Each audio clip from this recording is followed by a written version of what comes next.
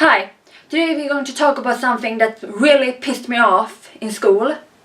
When I went to school, I took psychology a year, and we were put in groups of 4 or 5 people, and we were supposed to discuss. So our teacher told us the story, and the story was about this queen and her husband, the king, and the queen was having an affair. So the king left and said, if you leave the castle, you're going to die. And the king left. And she sneaks out to meet her lover. And then she needs to get back into the castle. And she asked her lover for help. And she asked her friend for help. They both say no. Then she goes to the castle and asks this man who has like a ferry to take her across the moat. And he's just like, no, I can't help you because you don't have any money. So she has no choice. So she goes to the castle and the soldier kills her. And we're supposed to think about this story and then place who is the most responsible and who is the least responsible. And I have my opinion and all of the other had their opinion. And we decided that the person who owns the ferry was the least responsible because he had probably family to feed and all that stuff. So he was the least responsible, and at that we were clear. We were united. Then we decided that her friend was worse than her boyfriend. And yes, and if you want more contents like this, then please subscribe to my channel now and hit that notification bell. And my reasoning was this. I rather my boyfriend tells me no and don't believe me in something than a close friend don't believe me. And that was my reasoning. And then we decided who was most responsible.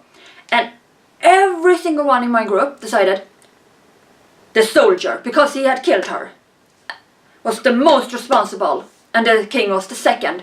But I had a different opinion. And I wanted to tell my opinion, but they had already decided, and that was that. But we were supposed to debate, we were supposed to talk about it. Even if you had already decided, you could have heard my opinion and then decided. You don't have to agree with my opinion, but you could at least have heard it. When you are in a group, then everybody needs to be heard. Everybody in that group. It's not just everybody else. If you have a different opinion, then you have the right to tell them. They don't have the right to throw it away. They could at least have listened. They didn't have to agree with me on my opinion, but they could at least have listened to me. And that was pissed me off. So everybody in that classroom decided that the soldier was the most responsible, and then the king, and so on. And my reasoning was this. That soldier probably had a family, and if he didn't do this, if he didn't kill this woman who he didn't know, his family would have been killed, or him, or maybe only him. But he would have probably died. And maybe even his family. And I want you to think about this. We say somebody kidnaps your entire family, and this person that kidnapped your family says this. If you kill this stranger who you don't know anything about, you have never met, and I will let your family go, what will you do? Most people will probably kill the stranger to protect their family that they love. And yes, the person who killed somebody is responsible, but I think that the person who threatened you, who holds that over your head, is more responsible.